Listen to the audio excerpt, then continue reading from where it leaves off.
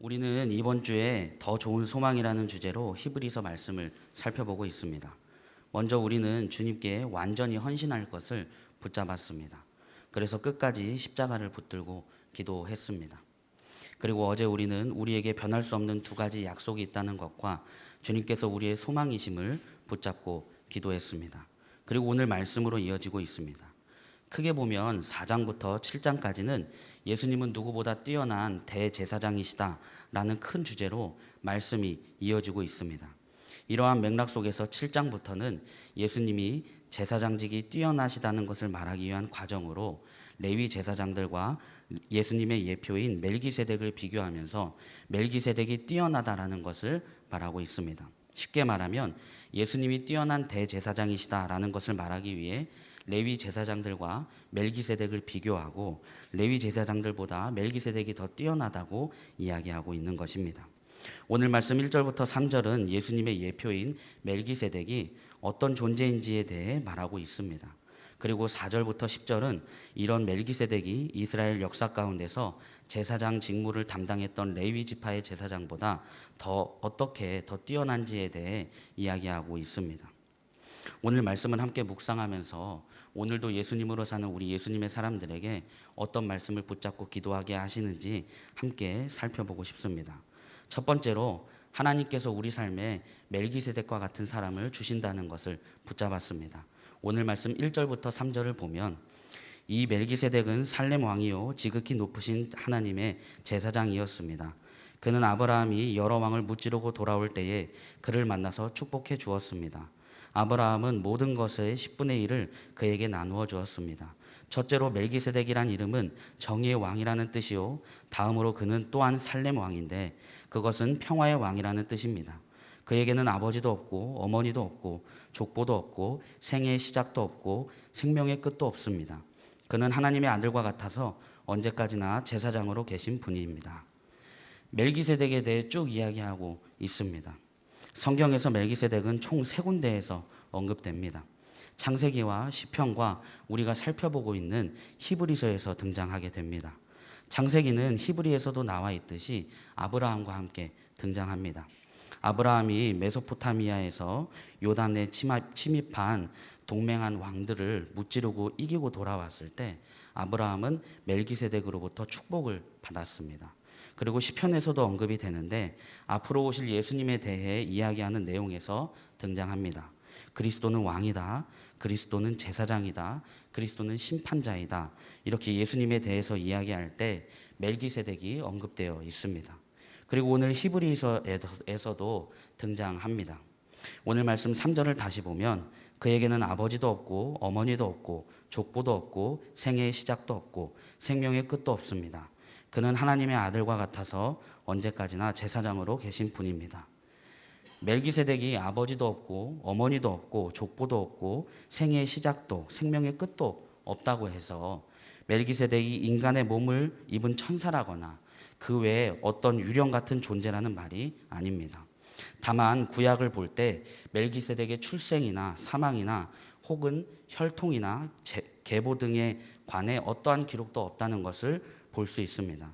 따라서 오늘 말씀은 멜기세덱이 실제로 부모도 없이 태어났거나 실제로 죽지 않았다는 의미가 아니라 멜기세덱에 대한 기록을 볼 때 신학적인 의미에서 시작도 끝도 없는 존재라는 그런 의미에서 말하고 있는 것입니다.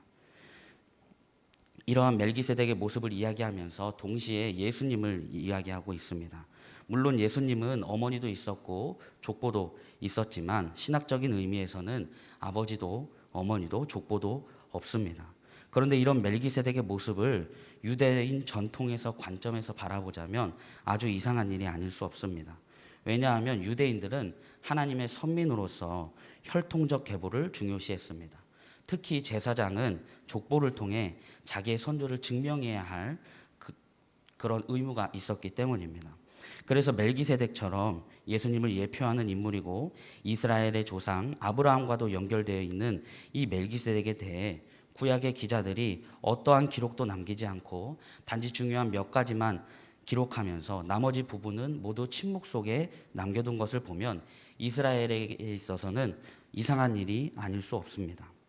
그들에게 있어서, 그리고 성경을 읽는 우리들에게 있어서 이 멜기세덱은 혜성처럼 나타났다가 사라진 신비한 존재로만 성경에 남아있는 것처럼 보여집니다. 그렇다고 해서 구약의 기자들이 성의 없게 성경을 대충 썼거나 성경을 기록하는 데 있어서 오류가 있는 것은 아닐까 하는 의문을 제시하는 것은 아닙니다. 오히려 그 반대로 하나님의 깊은 뜻이 있겠다 붙잡게 됩니다. 하나님께서 멜기세덱에게 이러한 정의의 왕, 평화의 왕이라는 이름과 함께 왕과 제사장의 직분을 주신 것이나 아브라함과 만나게 하신 것이나 또 구약의 기자들로 하여금 멜기세덱에 대해서는 아무런 기록도 남기지 않도록 하신 이 모든 것은 많은 시간이 지나고 예표가 실체가 되시는 그리스도를 증거하기 위함이었다는 것을 붙잡게 됩니다. 예수님을 이야기하기 위해 멜기세덱을 사용하셨습니다. 그래서 성경에서 멜기세덱은 3번밖에 등장하지 않지만 중요한 사람입니다. 하지만 성경을 통해 우리가 알 수 있듯이 우리가 멜기세덱에 대해 알 수 있는 것은 아주 한정적입니다. 이러한 것을 볼 때 우리 삶에도 아브라함과 마찬가지로, 성경과 마찬가지로 멜기세덱 같은 사람이 우리 삶에 있을 수도 있겠다라는 것을 붙잡게 됩니다. 우리가 살아갈 때 여러 사람을 만나게 됩니다. 하지만 우리가 만나는 그 많은 사람을 우리가 다 설명할 수는 없습니다. 누군가는 명확하고 정확하게 이 사람은 이런 사람입니다 라고 설명은 할 수 있지만, 반면에 어떤 사람은 친하지 않거나 깊게 대화할 기회가 없거나 아니면 자주 만나지 못해서 그 사람에 대해 잘 모르거나 그 사람에 대해 설명을 잘 할 수 없는 그런 사람이 있습니다. 하지만 잘 모른다고 해서, 잘 알지 못한다고 해서, 설명이 잘 되지 않는다고 해서 중요한 사람이 아닌 것은 아닙니다. 저는 오늘 말씀을 묵상하면서 우리에게 멜기세덱 같은 사람이 있는데 누굴까 질문하게 되었습니다. 그리고 떠오르는 한 분이 있었습니다. 바로 예수님이십니다. 저는 오늘 말씀을 묵상하면서 하나님께서 우리에게 멜기세덱 같은 사람을 주시는데 그분이 바로 예수님이시라는 것을 붙잡았습니다. 예수님은 우리가 알고 있는 아기 예수님으로 이 땅에 오셨지만 우리가 살아갈 때에 우리 삶 속에서 우리를 찾아오십니다. 예전에 이런 예화를 들은 기억이 있습니다. 어떤 목사님이 꿈에서 예수님을 만났답니다. 그래서 예수님이 꿈에서 내가 내일 너희 집에 찾아가겠다 이렇게 이야기해 주셨답니다. 그래서 그 목사님이 꿈에서 깨고 이제 일어나서 예수님을 맞을 준비를 하셨대요. 집도 청소하고 마음과 몸도 깨끗하게 하고 이쁜 옷도 입고 맛있는 것을 준비했다고 합니다. 그런데 시간이 지나도 오시질 않는 거예요. 그런데 그때 초인종이 눌리더랍니다. 그리고 나가 보았는데 예수님이 아니라 웬 가난한 할아버지가 계신 거죠. 그래서 무슨 일로 오셨냐고 물으셨대요. 그러자 그 할아버지가 배가 고프다, 좀 도와달라 이렇게 이야기하더랍니다. 그래서 먹을 것을 나누어 주고 대접을 하고 이렇게 돌려보냈답니다. 그런데 오겠다고 하신 예수님은 정작 오시지 않으셨답니다. 그리고 그날 밤 이제 꿈에서 다시 예수님을 만나셨답니다. 그래서 물어보셨대요. 아니 예수님 오시기로 하셨는데 왜 안 오셨어요? 집도 청소하고 음식도 준비하고 준비 다 해놨는데 왜 안 오셨어요? 라고 질문했답니다. 그러자 예수님이 나는 갔다, 나는 찾아갔다 그러시더래요. 그래서 언제 오셨냐고 물어보셨답니다. 그러자 예수님께서 내가 그 가난한 할아버지로 너를 찾아갔다. 너가 나에게 먹을 것을 주고 나를 대접해 주지 않았냐 이렇게 이야기하셨습니다. 예수님께서는 사람을 통해서 그리고 말씀을 통해서도 우리에게 찾아오십니다. 그리고 상황과 환경을 통해서도 찾아오십니다. 우리에게 중요하지만 설명하기 힘들고 하지만 우리 삶에 분명하게 계신 분, 바로 예수님이라는 것을 붙잡았습니다. 우리 삶에 멜기세덱 같은 사람을 주신다고 붙잡았는데 그 사람이 바로 예수님이시라는 것을 붙잡게 됩니다. 멜기세덱처럼 분명히 중요하지만 설명할 수 없고 하지만 분명하게 계신 분, 그분이 바로 예수님이십니다. 그래서 첫 번째로 기도할 때 우리에게 찾아오시는 주님, 그 주님을 붙잡게 해주십시오. 이렇게 첫 번째로 붙잡고 기도하고 싶습니다. 두 번째로 하나님께서 다 알려주지 않으신다는 것을 붙잡았습니다. 오늘 말씀 4절부터 10절을 보면 멜기세덱이 얼마나 위대한가를 생각해 보십시오. 족장인 아브라함까지도 가장 좋은 전리품의 10분의 1을 그에게 바쳤습니다. 레위 자손 가운데서 제사장 직분을 맡은 사람들은 자기네 동족인 이스라엘 백성에게서 비록 그 백성도 아브라함의 자손이지만 율법을 따라 10분의 1을 받아들이라는 명령을 받았습니다. 그러나 멜기세덱은 그들의 족보에 들지도 않았지만 아브라함에게서 10분의 1을 받았고 하나님의 약속을 받은 그 사람을 축복해 주었습니다. 두말할 것 없이 축복은 아랫사람이 윗사람에게서 받는 법입니다.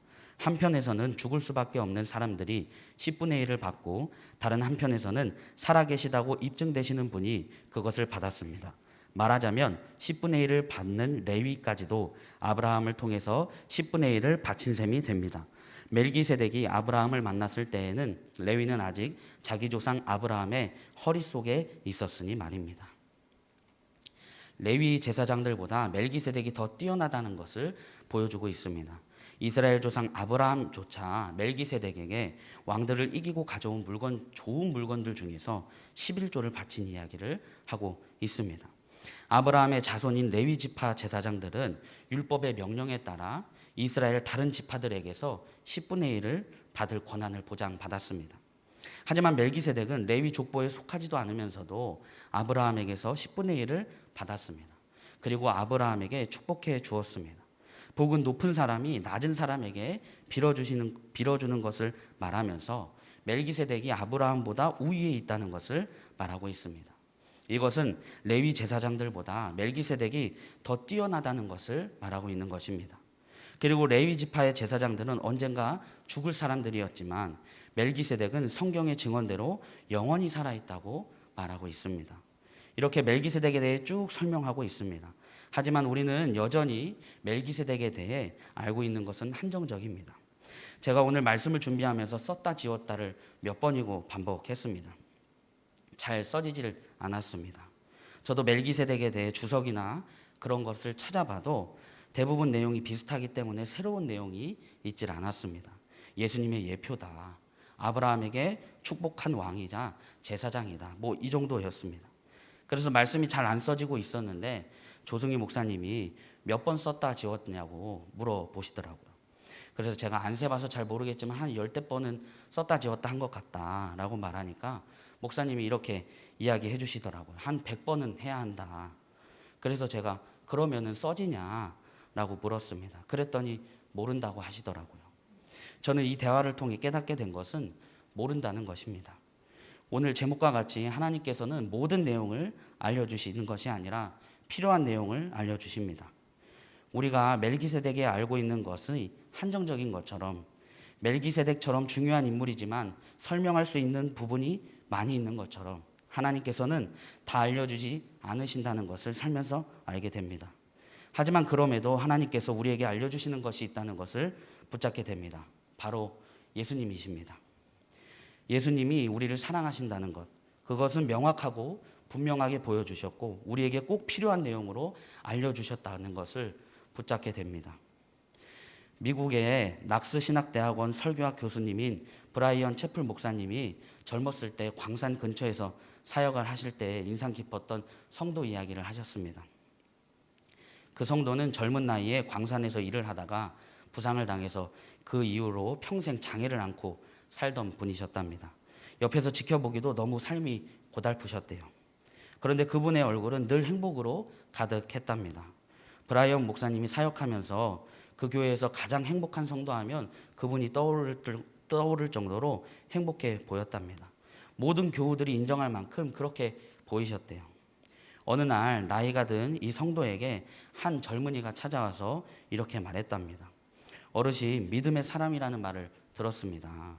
그동안 살면서 겪은 그 모든 어려움에도 불구하고 어떻게 하나님을 신뢰하고 그렇게 행복하실 수 있으셨습니까? 그래서 그분이 병자로 침상에 누운 채 솔직하게 대답하셨답니다. 젊은이, 이따금 사탄이 젊은이가 앉아있는 그 의자에 앉아서 그런 질문을 나에게 던지곤 한다네. 그는 창밖에 있는 내 또래 사람들을 가리키면서 그들이 광산에서 열심히 일하면서 형통한 삶을 사는 것을 보여준다네. 내게는 없는 다복한 가정과 좋은 집을 소유한 사람들을 가리키면서 예수님이 진정으로 너를 사랑하느냐라고 묻는다네.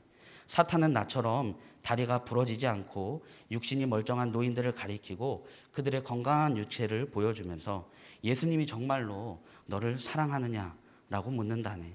젊은이는 그 노인의 솔직한 대답에 놀랐습니다. 그리고 되물었답니다. 그럴 때 어떻게 대답하시나요? 사탄이 그런 식으로 이야기하면 어떻게 대처하시나요? 라고 물었답니다. 그러자 노인이 이렇게 대답했답니다. 나는 사탄의 손을 붙잡고 그를 갈보리 언덕으로 데려간다네. 그런 다음에는 이마에 가시관과 양손에 못을 가리키며 보라, 예수님이 나를 사랑하시지 않는가? 라고 말한다네. 우리가 살아갈 때에 하나님께서 알려주셨으면 하는 부분이 있습니다. 때로 하나님께서 침묵 가운데 두시는 느낌을 받을 때가 있습니다. 하지만 하나님께서 우리에게 분명하고 명확하게 알려주신 것이 있습니다. 우리에게 꼭 필요한 내용을 알려주셨습니다. 바로 예수님이십니다. 예수님이 우리를 사랑하신다는 것은 명확하게 보여주셨습니다. 하나님께서는 우리에게 모든 내용을 알려주지 않으십니다. 우리에게 꼭 필요한 내용을 알려주십니다. 바로 예수님이 우리를 사랑하신다는 것입니다. 두 번째로 기도할 때 우리에게 꼭 필요한 내용으로 알려주신 그것, 바로 예수님이 우리를 사랑하신다는 것, 그것을 붙잡고 살아가게 해주십시오. 이렇게 두 번째로 함께 기도하고 싶습니다. 오늘 두 가지를 나누었습니다. 첫째, 하나님께서 우리 삶에 멜기세덱 같은 사람을 주신다는 것, 그분이 바로 예수님이라는 것을 붙잡았습니다. 그리고 그 예수님이 사람을 통해, 말씀을 통해, 상황과 환경을 통해 우리에게 오신다는 것을 붙잡았습니다. 둘째, 하나님께서는 멜기세덱처럼 다 알려주지 않는다는 것을 붙잡았습니다. 멜기세덱처럼 분명히 중요하지만 설명할 수 없는 분, 바로 그분이 예수님이십니다. 우리에게 꼭 필요한 내용을 알려주셨습니다. 바로 예수님이 우리를 사랑하신다는 것입니다. 우리가 이 두 가지를 붙잡았습니다. 우리 이 시간 기도할 때 두 번 나눠서 함께 기도하겠습니다. 첫 번째로 기도할 때는 우리에게 찾아오시는 주님, 그 주님을 붙잡게 해주십시오. 이렇게 기도하고 싶습니다. 하나님께서는 우리에게 멜기세덱 같은 사람을 보내주셨습니다. 멜기세덱처럼 분명히 중요하지만 설명할 수 없는 분, 그분이 바로 예수님이십니다. 그리고 그 예수님께서 사람을 통해, 상황과 환경을 통해, 말씀을 통해 우리에게 찾아오십니다. 우리에게 찾아오시는 주님, 그 주님을 붙잡게 해주십시오. 우리 첫 번째로 함께 기도하겠습니다. 주님, 이 시간 주님 앞에 기도하며 나아갑니다.